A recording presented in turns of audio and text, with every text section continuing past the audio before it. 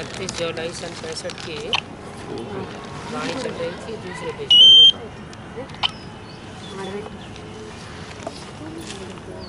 पार जाना है, सहज की दुनिया के जो संकल्प हैं उनसे भी पार जाना है, और बेहद की दुनिया जो आने वाली है उसके भी पार जाना है। क्यों? बेहद की दुनिया कौन सी आने वाली है? सत्य की नई दुनिया आने वाली है, वो हद की है या बेहद की है? बेहद की दुनिया है, लेकिन हमको अभी तो शुभ संकल्पों वाली दुनिया से भी पार जाना है, शांति धाम में जाना है। वहाँ तो शांति ही शांति है। बाकी हद और बेहद का सुख यहाँ है। इस दुनिया में हद का सुख भी है, कौन सा? इसे कलयुग की दुनिया का, और बेहद का सुख भी है, कौन सी दुनिया का? सत्य की दुनिया का। अच्छा, सत्य की दुनिया में तो जब आएगा तब आएगा। अभी बेहद का सुख हम अनुभव कर सकते हैं या नहीं कर सकते हैं? कर सकते हैं। कैसे?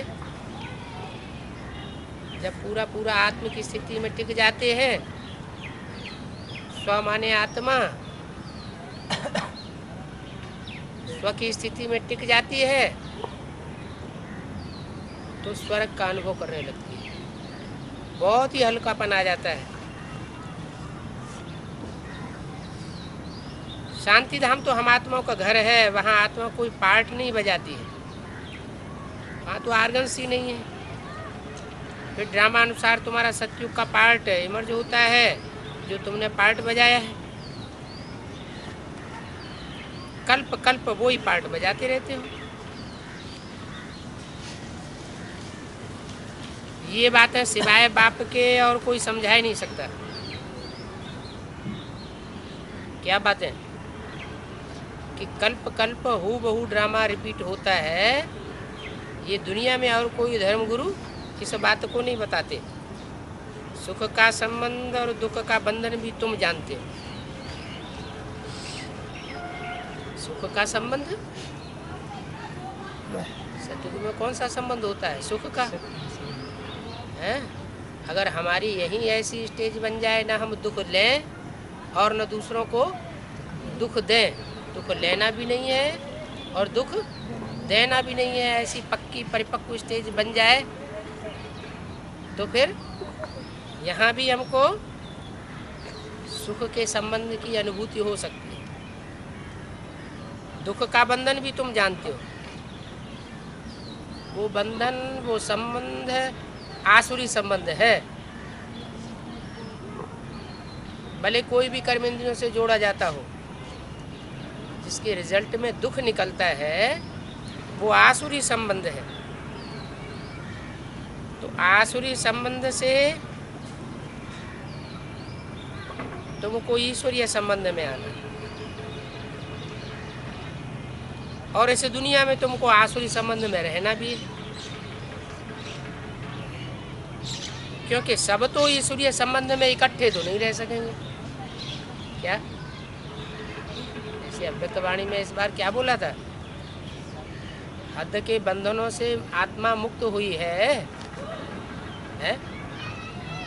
जो हद के बंधनों से खाना पीना, रहना सहन, रहन सहन, आना जाना जैसे हम चाहते हैं वैसे ही होता रहे, इस तरह के बंधनों से कोई बंधे हुए तो नहीं है। जब चाहे तब हमारी आत्मा जहाँ चाहे वैसे शिरकत कर सकती है। तो सब संबंध ईश्वरीय संबंध में इकट्ठे नहीं रह सकते। अब इतने सब कहाँ रहेंगे? मैंने इशारा कहाँ का दिया? माउंट आबू में भी जो तुम बच्चे परम धाम उतारेंगे, उसमें क्या सारी आत्माएं आ जाएंगी क्या? हैं? सारे तो नहीं आ सकते। उसमें वही आत्माएं पहुँचेंगी जो न दुख लेना है और न दुख देना है। इस स्टेज पर अंतिम चरम सीमा को प्राप्त कर रहे हैं। अगर सब इकट्ठे रहे इतने सब, फिर तो सन्यासियों मोहफ हो जाए, सब कोई घर घाट छोड़ करके वहां जाके बैठ जाएंगे। अरे ये कुटुंब कहाँ ले जाएंगे, वृद्धि को पाते ही रहते हैं। पहले पहले देखो बहुत छोटा घर था। बाबा ने जब सत्संग शुरू किया तो मम्मा के कमरे से भी छोटा कमरा था, 3 पैर पृथ्वी का था। और तुम छोटी कोठरी में आते थे, क्या कहा? छोटी कोठरी में कितने लोग बैठेंगे? मम्मा की खपरेल वाली कोठरी किसी ने देखी? पुरानी वाली अभी तो तोड़ दी होगी। बाबा का जो कमरा था खपरेल वाला पुराना, तो उस कमरे के सामने जो बाबा का कमरा था उससे लगभग 1/3 स्थान था। तो उसमें कितने लोग बैठ सकते हैं? हैं? खूब कम लगता कितने? कम लगता कितने कम? 10 8-10, इससे ज़्यादा नहीं बैठ सकते। तो बोला तुम छोटी कोठरी में आते थे, जैसे बाबा कहते हैं ना घर में गीता पाठशाला खोलो, वैसे पहले भी था जब बाबा ने शुरुआत की तब। तो जो आदि में था वही है, क्या होगा? जो आदि में था वही संगठन अंत में भी होगा कि बदल जाएगा? है? बोलो। जो आदि वाले हैं वो अंत में भी इकट्ठे होते हैं। तो बोला जैसे बाबा कहते हैं ना घर में गीता पाठशाला खोलो, वैसे पहले था। पूछते हैं कोई कोई शुरू कैसे हुआ? बाबा बताते हैं ऐसे शुरू हुआ। 3 पैर पृथ्वी के थे, फिर बाद में बड़े मकान लिए, 4 मकान लिए, बच्चे भी बहुत आ गए हैं। एक कोठरी से बढ़ करके कितने हो गए? 4 बड़े बड़े मकान हो गए। भट्ठी बनी, 4 मकान लिए, 4 मोटरें, बस आदि भी थी। इसलिए बाबा बच्चों को भी कहते हैं 3 पैर पृथ्वी के लेकर के अपनी गीता पाठशाला खोल दो। इसके लिए लोन लेने की, मकान बनाने की दरकार नहीं है। फिर तुम तो सारे विश्व के मालिक बन जाते हो। 3 पैर पृथ्वी से शुरू करते हो और सारे विश्व के मालिक बन जाते हो। गाते भी हैं ईश्वर विश्व का मालिक है, परंतु अब तुम समझते हो विश्व षष्ठी को कहा जाता है। बाप तो मालिक बनता नहीं है। कौन सा बाप? बिंदु बिंदु आत्माओं का बाप सुप्रीम सोल शिव तो विश्व का मालिक बनता नहीं है। कौन बनता है? इसके बारे में क्या बोला है मुरली में? उन फरुखाबाद के लोगों से जाकर पूछो जो मालिक को बहुत मानते हैं, उनसे कहो वो विश्व का मालिक है, निराकार होगा या साकार होगा? जरूर कहेंगे साकार होगा। फरुखाबाद के लिए ही क्यों बोला? और इतने ज़िले हैं उत्तर भारत में, दक्षिण भारत में, इतने ढेर सारे स्टेट्स में, बार बार फरुखाबाद के लिए ही, जहाँ जहाँ मालिक की बात आती है, विश्व के मालिक की, फरुखाबाद के लिए ही क्यों बोलते हैं? तो अब तुम समझते हो विश्व षष्ठी को कहा जाता है। बाप नहीं मालिक बनता है, बाप तो आते ही हैं खिदमत करने। क्या बाप क्या है? खुदाई खिदमतगार है। जब सारे यूनिवर्स में सब दुखी होते हैं, क्या कहा है? कौन सी यूनिवर्स में? पहले कौन सी यूनिवर्स में सब दुखी होते हैं? हैं? पहले दुख की पराकाष्ठा कौन सी यूनिवर्स में होगी, द्वापर युग। कौन से विश्व में होगी? पहले दुख की पराकाष्ठा जो ब्राह्मणों का विश्व है, बेसिक वालों का नहीं। उनको तो बुद्धि में ही नहीं बैठा हुआ है कि कौन पढ़ाई पढ़ता है और कौन पढ़ाई पढ़ाने वाला है। लेकिन जिनकी बुद्धि में बैठा है एडवांस वालों की, उनके लिए बोला जब सारे यूनिवर्स में सब दुखी हो जाते हैं। कौन सी यूनिवर्स में? ब्राह्मणों के बेहद यूनिवर्स है, एडवांस पार्टी में जब सारे ही दुखी हो जाते हैं। सारे का मतलब क्या हुआ है? अष्टदेव सहित जो यज्ञ के आदि में छोटी सी कोठरी में बैठते थे वो भी दुखी हो जाते हैं, सब दुखी हो जाते हैं। तब ये गार्डली यूनिवर्सिटी खोली जाती है। तो सारी यूनिवर्सिटी के लिए यह कॉलेज है। क्या कहा? जो 8 की यूनिवर्सिटी खुलती है पहले पहले, वो का किसके लिए है? वो सारी यूनिवर्स के लिए है। ये कॉलेज है, सबको सदगति मिलती है और दुर्गति में भी यह जाते हैं। क्या कह दिया हैं? कौन जाते हैं? कौन जाते हैं? जिसकी सबसे जास्ती दुर्गति, उसकी सबसे जास्ती सदगति। ये नियम बना हुआ है। जो जितना नीचे गड्ढे में जाएगा उतना ही ऊपर है, ऊपर उठेगा।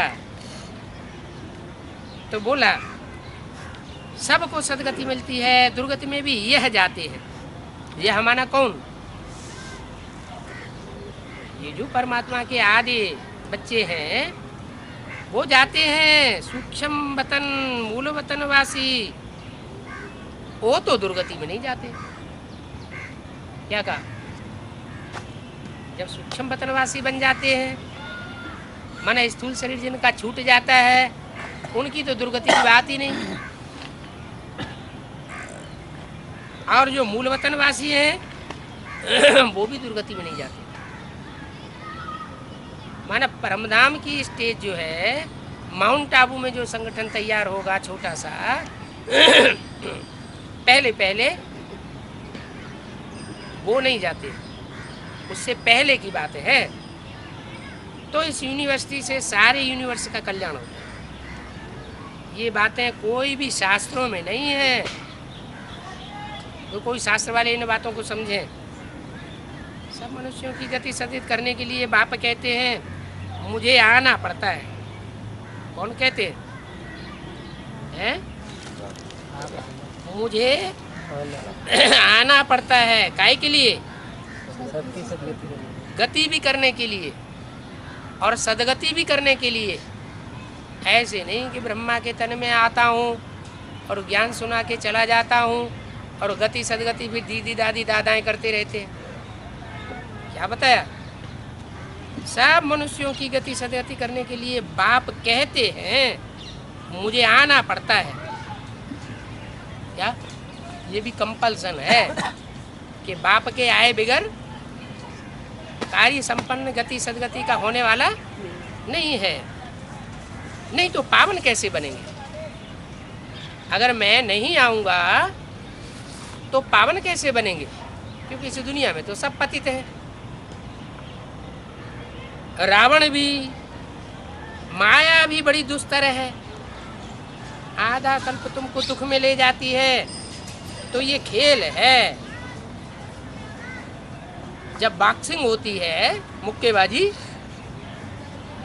तो दोनों समर्थ चाहिए ना। क्या? एक कमजोर हो और एक बॉक्सर हो, बहुत तीखा हो, तो उसकी तो गुदड़ी बना देगा। दोनों कैसे चाहिए? दोनों तीखे चाहिए। आधा कल्प जीता आधा कल्प हार होती है।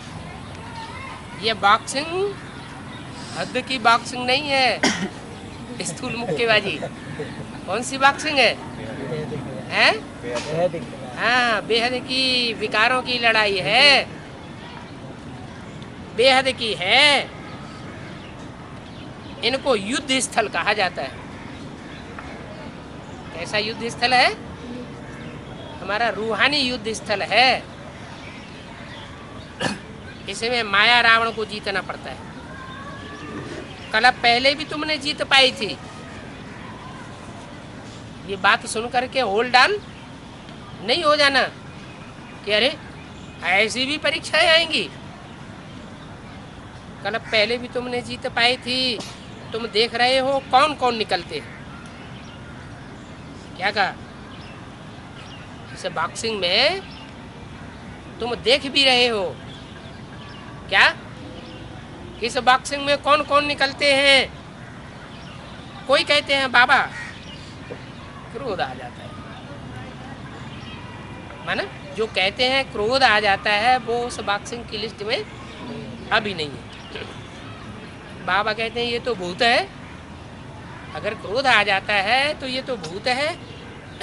दान में देकर अगर वापस लेंगे तो और ही बहुत सतावेंगे। क्या? माया को बाबा ने बेटी को फ्री किया हुआ है।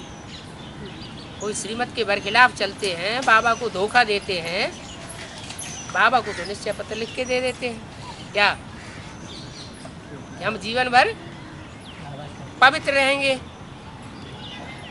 फिर वो दान देकर विकारों का अगर वापस लेते हैं तो माया रावण और ही सतावेंगे। तुमने 5 विकार दान में दिए हैं ना, तो इनका संन्यास करना है। संन्यास माने सिर्फ न्यास नहीं, न्यास माने छोड़ना सामान्य तौर पर, और संन्यास माने संपूर्ण छोड़ना है। न मनसा न वाचा न कर्मणा ग्रहण करना है। बाकी घर बार छोड़ भाग जाना ये तो काय।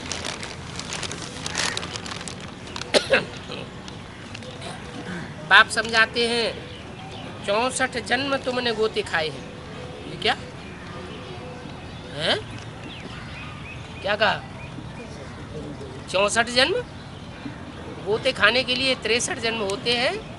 63 जन्म सुने थे या 64 जन्म सुने हैं? 63 जन्म। ये 64 क्यों बोल दिए हैं? वो पुरानी प्रदर्शनी की किताब है, उसमें बोला त्रेता में 13 जन्म। वो तो मम्मा बाबा के समय की बात हुई। क्या माना मम्मा बाबा जैसी जो आत्मा है वो त्रेता में 13 जन्म लेती है, सत्य में उनके 8 ही जन्म होते हैं।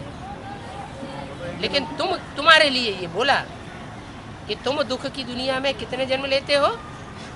64 जन्म। तो 64 जन्म तुमने गोते खाए, यानी तुम्हारे गोते खाने के लिए एक जन्म और बढ़ोतरी हो जाता है। अब एक जन्म पवित्र बनो हैं। उनके त्रेता में 13 जन्म नहीं होंगे, उनके 12 ही जन्म होंगे। क्योंकि त्रेता में तो 12 ही गद्दियाँ होती हैं, 13 गद्दियाँ थोड़ी ही होती हैं। हाँ, ब्रह्मा सरस्वती जैसी आत्मा है वो 13 जन्म ले सकती है। हैं? क्या? वो जो आत्मा है जो यज्ञ के आदि में थी और शरीर छोड़ गई, 50 वर्ष उनके कम हो जाते हैं साकार शरीर से। तो साकार शरीर से जिनके 50 वर्ष कम हो जाते हैं उनका वहाँ एक जन्म बढ़ जाता है। तो तुमने 64 जन्म गोते खाए, अब एक जन्म पवित्र बनो। इसमें आमदनी बहुत है। अगर इस एक लास्ट जन्म में तुम पवित्र बनेंगे, है एक जन्म की बात, एक जन्म भी पूरा नहीं, उसमें भी बहुत सारी कट गई है, बहुत थोड़ा सा टाइम रह गया। कुछ आत्माओं का हिसाब पहले से होता है। द्वापर युग में भी पहले कौन आएंगे? 8 वाले आएंगे या बाद वाले आएंगे? 8 वाले आएंगे ना। तो जो पहले आएंगे उनके जन्म भी ज़्यादा हो जाएंगे। तो अब एक जन्म पवित्र बनो, इसमें आमदनी बहुत है, बड़ा वर्षा मिलता है, जबरदस्त प्राप्ति होती है। अब देखो दुश्मन सामने खड़ा है, क्या है? किसको सचेत कर रहे हैं? 8 को ज्यादा सचेत कर रहे हैं कि देखो दुश्मन तुम्हारे सामने खड़ा हुआ है। मल्ल युद्ध होती है ना, कंस और कृष्ण का मल्ल युद्ध भी शास्त्रों में दिखाया है ना। वास्तव में ये मल्ल युद्ध है इस समाज की, क्या ये जो विकारी समाज है और जो निर्विकारी बाप संगठन स्थापन करते हैं, उसके बीच ये मल्ल युद्ध है। कहाँ की बातें देखो कहाँ ले गए है, यहाँ की बात। बाप जो बेहद की दुनिया स्थापन करते हैं, बेहद का संगठन यूनिटी बनाते हैं, है उसकी बात। अब देखो कहाँ की बात कहाँ ले गए हैं। कंस कृष्ण की कंस के साथ युद्ध कैसे होगी? कंस कौन सी युग में होता है? कलयुग में। और कृष्ण सतयुग में होता है। ये तो माया रावण है।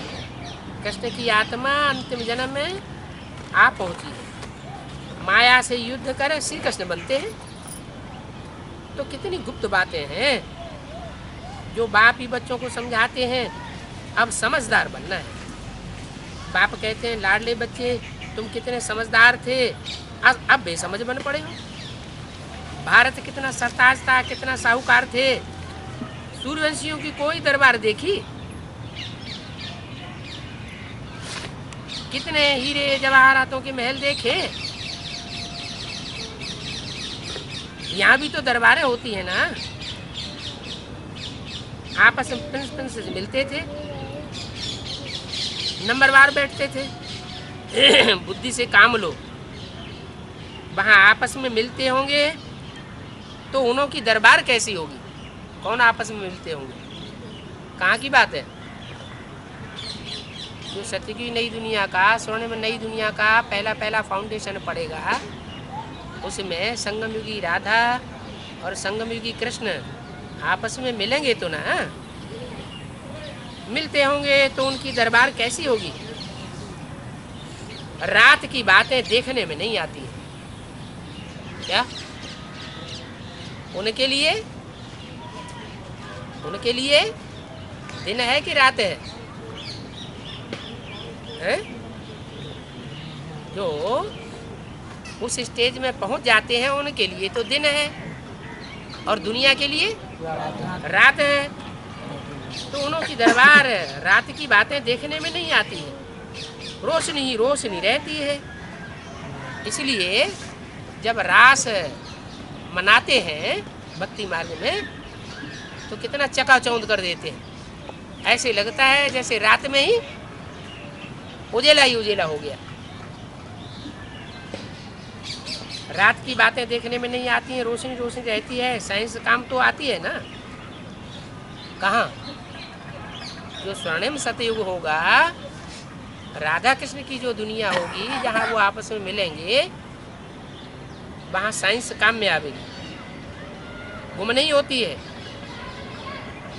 सूर्यवंशियों की तो बात ही मत पूछो। तुम कितने सौभाग्यशाली। कौन है? कौन सौभाग्यशाली? जो सूर्यवंशी 8 निकलेंगे वो तो कितने सौभाग्यशाली हो जो तुम ब्राह्मणों का हीरो हीरोइन का पार्ट है? वो 8 निकलेंगे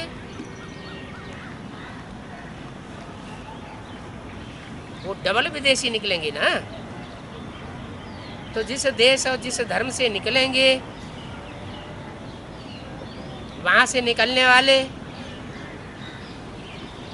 वो तो विदेशी हुए। आखिरी जन्म में क्या बन जाते हैं? आखिरी जन्म में सूर्यवंशी भी विदेशी बन जाते हैं। तो बोला तुम ब्राह्मणों का हीरो हीरोइन का पार्ट है, माने अपने अपने ग्रुप में तुम हीरो का पार्ट बजाने वाले हो। तुम वेद का राज्य लेते हो, इसलिए शक्ति शिवसेना का गायन है। वंदे मातरम। क्या कहा? वंदे मातरम गाया जाता है जो बाबा की श्रीमत पर ज्ञान कलश धारण कर भारत को स्वर्ग बनाने के लिए निमित्त बनते हैं, सड़क का द्वार खोलते हैं। वो फिर कहते हैं नारी नरक का द्वार है। कौन? हैं? सन्यासी कहते हैं कि नारी नरक का द्वार है। 31 जुलाई सन 65 की वाणी का तीसरा पेज। वो हैं शंकराचार्य, जो कहते हैं नारी नरक का द्वार है, वो है शंकराचार्य। और यह यहाँ है कौन? शिवाचार्य। ये घरघाट हद में छोड़ना नहीं सिखाता है। ये कहते हैं मैं जगत का सुधार करता हूँ। वो शंकराचार्य भी 4 हो गए हैं। क्या? वो जो शंकराचार्य हैं वो चारों कोनों में 4 मठ स्थापन किए। उनके हेड्स कितने हो गए? 4 मुख्य धर्म है ना, तो 4 हो गए। इनका भी आपस में झगड़ा बना रहता है। इनका उन शंकराचार्यों का भी क्यों लगा दिया? माने जब स्थापना होती है तो स्थापना होने से पहले झगड़ा तो तुम्हारा भी चलता है। आजकल दुनिया में काहे के झगड़े चल रहे हैं? गद्दी के लिए, अधिकार के झगड़े चल रहे हैं। तो ये फाउंडेशन कहाँ पड़ता है? फाउंडेशन सारा ब्राह्मणों की दुनिया में पड़ता है। ब्राह्मणों की दुनिया में भी, एडवांस नॉलेज वालों की दुनिया में पहले फाउंडेशन कहा जाता है, बेसिक नॉलेज वाले तो बाद में।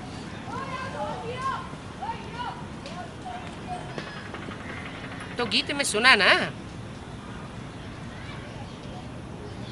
कहते हैं आप मिले तो सारी दुनिया मिली, सब मनोकामनाएं पूरी हो जाती हैं, कोई अप्राप्त वस्तु नहीं, फर्स्ट क्लास वहाँ चीज़ें होती हैं,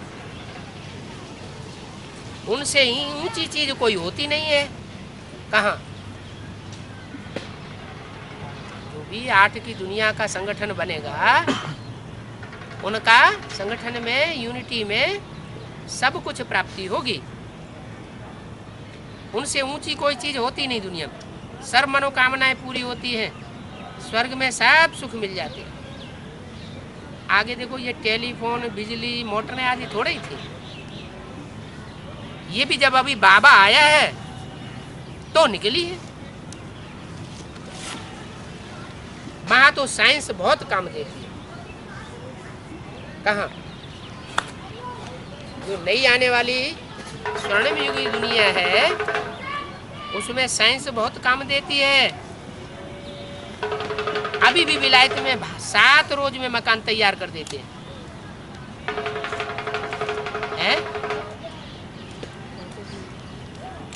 यहाँ के मनुष्यों की बुद्धि तमो प्रधान है, और वहाँ इनकी भेंट में रजो प्रधान कहेंगे। तो देखो, अकल सारा बाहर से आता है। बल ये सीख कर करते हैं, परंतु इतना थोड़े ही सीख सकेंगे। मिलिट्री राज्य ने क्या कर दिया? कितनी महंगाई है। महाभारत की कहानी है। महाभारत लड़ाई क्यों लगी? क्या हुआ? ये तो कोई जानते ही नहीं।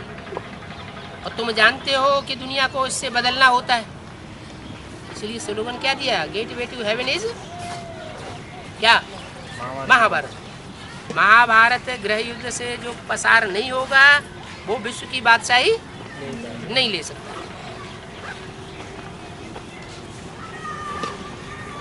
तुम्हारी बुद्धि देखो कितनी खुल गई है। हम देखो कैसे युद्ध के मैदान में खड़े हैं, कैसे युद्ध के मैदान में खड़े हैं। हद का हिंसक युद्ध में खड़े हैं, ये बेहद के अहिंसक युद्ध में खड़े हैं। बेहद के अहिंसक युद्ध में खड़े हैं। माया सामना करती है।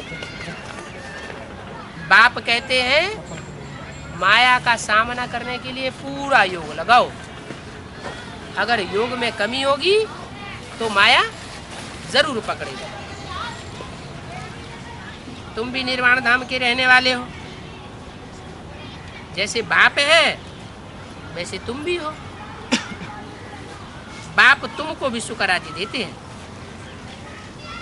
हैं? तुमको ये किससे कह रहे हैं बार बार? हैं? सम्मुख रहने वाले जो यज्ञ के आदि में थे, जिनकी बात बोल रहे हैं वही बात चल रही है। बाप तुमको भी सुख राज्य देते हैं, उनके बदले दिव्य दृष्टि की चाबी अपने पास रख लेते हैं। क्या राज्य तो तुमको देते हैं, लेकिन दिव्य दृष्टि की चाबी तुमको नहीं देते हैं। कहते हैं ये हमारे काम की चीज़ है, तुम्हारे काम की चीज़ नहीं है। भक्ति मार्ग में भी तुमको खुश करना होता है, बाकी ये किसको देता नहीं। तुमको भी उसकी बादशाही देता हूँ, तो देखो ये कोई कम बात थोड़ी है। दिव्य दृष्टि की चाबी भी कोई कम थोड़ी है क्या? साक्षात्कार की चाबी तो तुमको नहीं देता हूँ, लेकिन कौन सी चाबी देता हूँ? हैं? बुद्धि के तीसरे नेत्र की चाबी, जिसे दिव्य बुद्धि कहा जाता है, वो चाबी तुमको दे देता हूँ। तो ये भी कोई कम थोड़ी ही है। खेल देखो कैसा है। जो अच्छी रीति समझते हैं अंदर खुशी में रहते हैं। जन्माष्टमी पर भी समझाया कृष्ण जयंती नहीं है, क्या कहा है?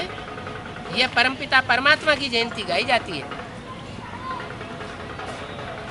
क्या कृष्ण के द्वारा बाप स्वयं प्रत्यक्ष होता है, कृष्ण अपने को प्रत्यक्ष नहीं करता है।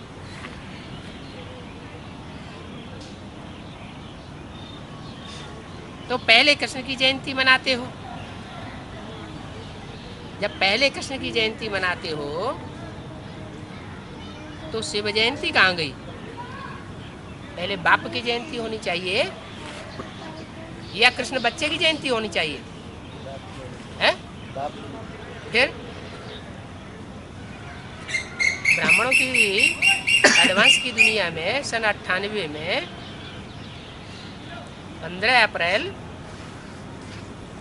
15 अगस्त सन 98 को कृष्ण जन्माष्टमी के दिन प्रैक्टिकल में जेल से तो छुटकारा हुआ। वो जयंती तो पहले मनानी, लेकिन क्या वो बाप की जयंती थी या कृष्ण बच्चे की जयंती थी? बाप खुद अपने को प्रत्यक्ष करते हैं या पहले बच्चे को प्रत्यक्ष करते हैं? बच्चे को बाप प्रत्यक्ष करते हैं, क्योंकि प्रत्यक्षता पहले उसी की होगी जिसकी प्रत्यक्षता करने वाला पावरफुल हो। सन सोज फादर और फादर सोज सन। तो कृष्ण बच्चा ज़्यादा पावरफुल है या शिव बाप ज़्यादा पावरफुल है? शिव बाप ज़्यादा पावरफुल है। तो 88-89 में ब्रह्मा के 100 साल पूरे हो गए, उनकी बीज रूपी स्टेज तैयार हो गई। तो मुरली में बोला है, शास्त्रों में बोला है, ब्रह्मा 100 वर्ष की आयु में खत्म हो जाता है। तो सन 88-89 में 100 साल की आयु ब्रह्मा की खत्म हुई। तो नरक में ब्रह्मा खत्म होता है या स्वर्ग में खत्म होता है? नरक में ब्रह्मा खत्म होता है, उनकी आयु पूरी होती है। तो नरक में ब्रह्मा जब खत्म होगा तो कहाँ जाएगा? स्वर्ग में ही तो जाके जाएगा ना। तो पीपल के पत्ते पर नवैया दिखाते हैं, हल्की फुल्की नवैया, और उसमें कृष्ण की सोल गर्भ महल में आराम से बैठी हुई है, कोई उसको तकलीफ नहीं होती है। जब समय आता है तो बच्चा प्रत्यक्ष हो जाता है, अखबारों में, रेडियो में, टीवी में। लेकिन वो आखिरी प्रत्यक्षता नहीं है।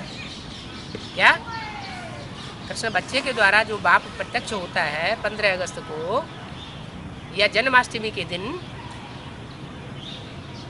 ऐसा कभी सुना कि वही दिन जन्माष्टमी स्वतंत्रता दिवस का हो और जन्माष्टमी का भी हो?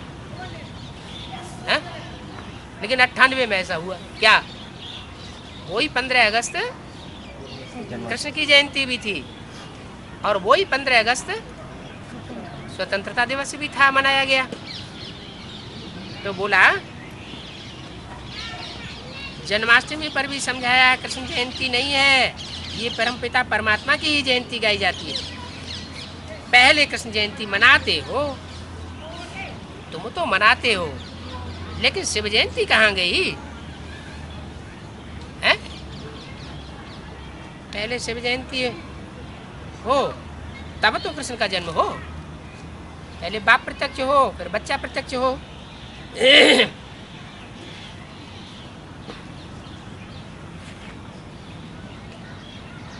शिव जयंती के बाद है कृष्ण की जयंती।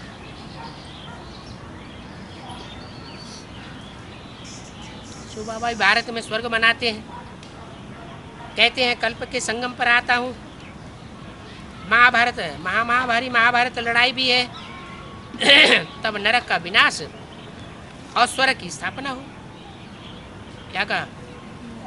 दोनों काम साथ साथ होते हैं। एक तरफ पुरानी दुनिया का विनाश, कौन सी पुरानी दुनिया? बाहर की। हाँ, पहले पुरानी ब्राह्मणों की दुनिया का विनाश और नई ब्राह्मणों की दुनिया के संगठन की स्थापना।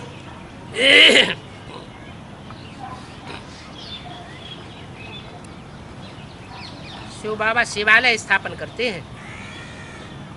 क्या? जो भी 8 का संगठन स्थापन होगा, वो 8 किसको मानने वाले होंगे? हैं? एक शिव बाबा, दूसरा नहीं। भले वो अलग अलग धर्मों से कलेक्ट किए जाते हैं, आखिरी जन्म में चले जाते हैं, डबल विदेशी बन जाते हैं। तो ऐसा कलेक्शन बनता है उनका कि वो पक्के सूर्यवंशी बनकर के संसार में प्रत्यक्ष होते हैं। शिव बाबा शिवालय स्थापन करते हैं और रावण वैश्यालय बनाता है। क्या? शिव बाबा शिवालय स्थापन करते हैं, जिस शिवालय में एक शिव की पूजा करते हैं सारे देवता। चारों तरफ और दूसरे दूसरे देवताओं की मूर्तियां रखी रहती है और बीच में शिव बाबा होता है। तो किसके ध्यान में है? सब शिव के ध्यान में है। तो शिव बाबा तो शिवालय बनाते हैं जहाँ एक शिव की पूजा होती है और रावण वैश्यालय बनाते हैं। वैश्याएं क्या करती है? आज एक आ जाएगा, उसकी पूजा करेंगे, कल दूसरा आ जाएगा, फिर उसकी पूजा करने लग पड़ेगा। तो शिवालय और वैश्यालय ये बनाने वाला एक शिव बाबा है। जिस बाप शिव की महिमा है, उनकी जयंती नहीं मनाते। क्या कहा? ये कब की बात है? सन 76 से पहले बाप का जो प्रत्यक्षता वर्ष मनाया गया, उससे पहले शिव जयंती के छुट्टी नहीं होती थी। शिव जयंती मनाने का त्यौहार भारत में नहीं मनाते थे। तो जब से बाप का प्रत्यक्षता वर्ष हुए तो शिव जयंती की छुट्टी भी होने लगी। तो बोला है जिस बाप शिव की महिमा है, उनकी जयंती नहीं मनाते। कब की बात? सन 76 से पहले की बात बताई, क्योंकि ये वाणी कब की है? सन 65 की। कृष्ण की जयंती धूमधाम से मनाते हैं। जिससे कृष्ण ने पद पाया, उनका किसको पता ही नहीं है। कृष्ण के बाप को गुम कर दिया और कृष्ण को संसार में प्रत्यक्ष कर दिया। वास्तव में शिव जयंती ही मुख्य है। क्या? भले दुनिया नहीं मानती है शिव जयंती को, कृष्ण की ही जयंती मानती है, लेकिन वास्तव में शिव जयंती मुख्य है। बाकी तो मनुष्य जन्म लेते ही रहते हैं। रामकृष्ण आदि सब क्या है? मनुष्य ही तो हैं। जो पूज्य देवी देवताएं थे, वो ही फिर पुजारी बनते हैं। तो तुम्हारी बुद्धि में सारा राज है, सो भी नंबरवार पुरुषार्थ अनुसार है। बाबा तुमको समझाते हैं। क्या कहा है? शिव बाबा किसको समझाते हैं? तुमको समझाते हैं, फिर तुम औरों को समझाते हो। गीता में भी क्या कहा गया? संस्कृत गीता जो मनुष्यों ने बनाई है उसमें भी क्या कहा गया? मैं ज्ञान पहले पहले किसको देता हूँ? सूर्य देवता को देता हूँ। फिर सूर्य से सूर्यवंशी बच्चे पैदा होते हैं, वो ज्ञान उठाते हैं। तो साकार में तो ज्ञान देने वाला कौन हुआ है? कौन हुआ? अरे ज्ञान सूर्य हुआ ना। शिव तो ज्योति बिंदु है, वो कैसे ज्ञान देगा? तो तुम बच्चे ज्ञान उठाते हो, फिर औरों को समझाते हो। तो प्रिंसिपल आदि को भी समझाना चाहिए। ये जो स्कूलों में हिस्ट्री ज्योग्राफी समझाई जाती है, ये तो अधूरी नॉलेज है। मूल वतन, स्थूल वतन, सूक्ष्म वतन, इन सब का राज समझना है। तुम इन तीनों को जानते हो। क्या जानते हो? मूल वतन क्या है? मूल वतन माना निराकारी स्टेज। सूक्ष्म वतन माना है मनन चिंतन मंथन की स्टेज। और साकार वतन माना जहाँ श्रेष्ठ संकल्प आए, दुष्ट संकल्प कोई भी ना आए।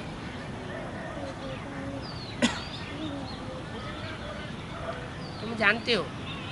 बाकी अंग्रेजों मुसलमानों औरों की हिस्ट्री ज्योग्राफी लेकर बैठ गए।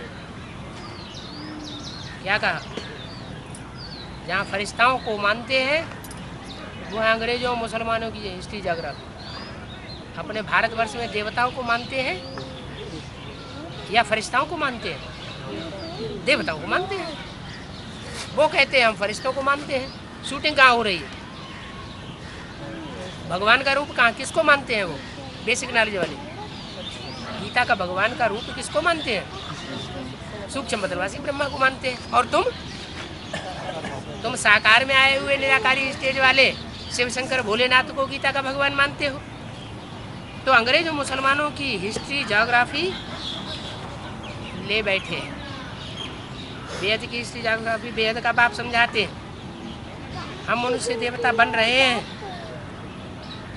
स्वर्ग का प्रिंस प्रिंसेस बनना है। तो आओ हम तुमको बतावें ये हेवन के प्रिंस प्रिंसेस कैसे बने, उन्हों को ये वर्षा कैसे मिला, किन्हों को है?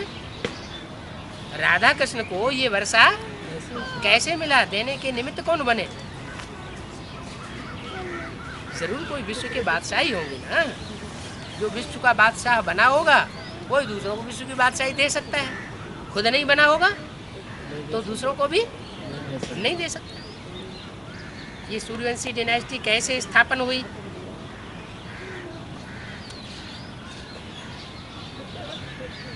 और किसने स्थापन किया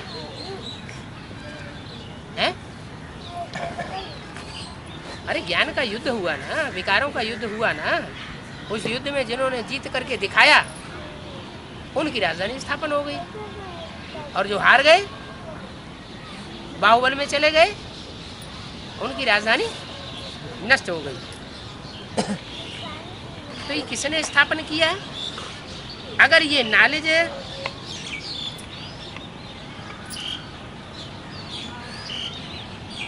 ये नॉलेज तुम न लो तो फिर तुम फिलासफर काहे की?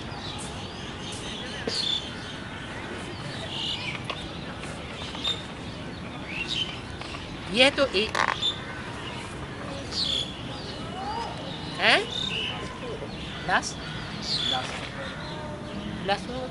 मनन चिंतन मंथन करने वाला, फिलासफी में जाने वाला।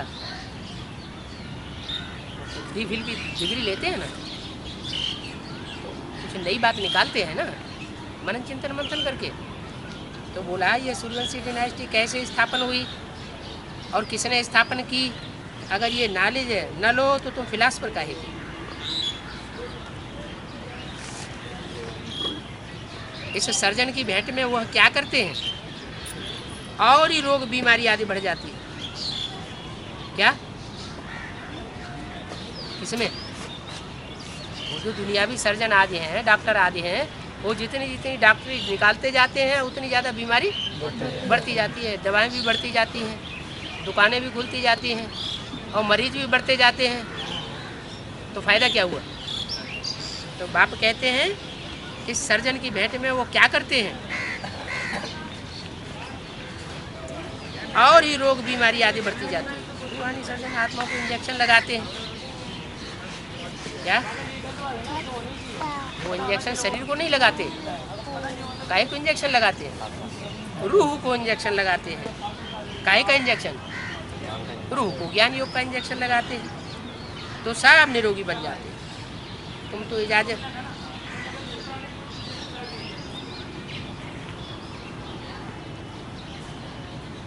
इजाफा करते हो।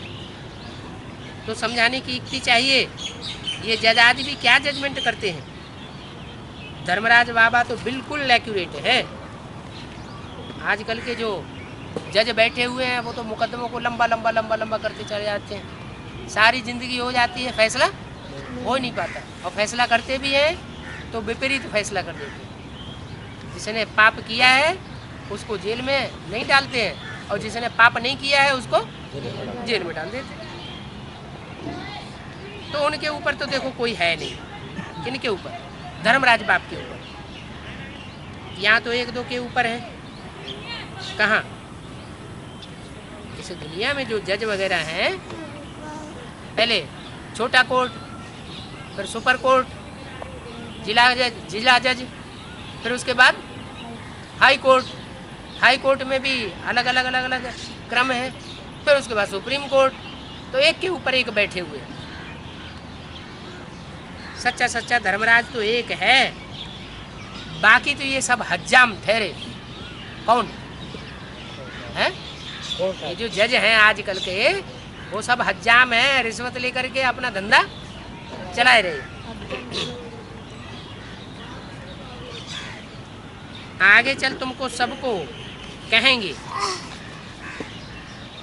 सन्यासियों को भी कहेंगी, तुमने तो परमपिता परमात्मा सर्वव्यापी कह दिया, और ऐसे कह करके सबका बेड़ा गर्क कर दिया।